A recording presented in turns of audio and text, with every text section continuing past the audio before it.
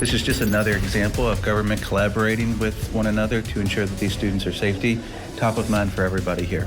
First at 5:30, making school bus stops across Louisville safer for students. A Metro Council member introduced a new resolution focused on something simple, light. WLKY's D'Andrea Turner explains how the plan could help thousands of students.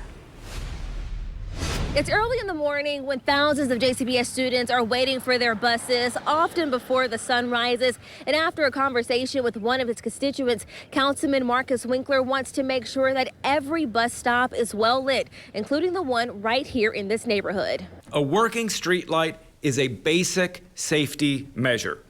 It helps drivers see children sooner. It improves visibility for parents and neighbors. It's no surprise that a well-lit public space can deter crime and improve public safety overall. He introduced the resolution calling on LG&E, Metro Public Works, and JCPS to review lighting conditions at bus stops across the county. Winkler says the idea started after a conversation with a woman who had concerns about a bus stop near her home. So it actually originated out of a constituent of mine who has a bus stop at her house, asked for a street light because it's unlit. And I was driving by there early one morning and noticed that we actually have a street light just a few hundred feet down the road. Officials say there are more than 10,000 bus stops across the district.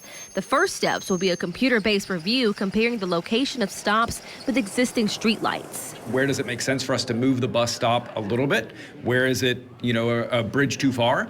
And then subsequent to that, we'll know what stops don't have lights, and that's what will then kick off the process for looking to install those lights. Solutions could also include moving bus stops to closer existing lights, installing new lights, or repairing lights that aren't working.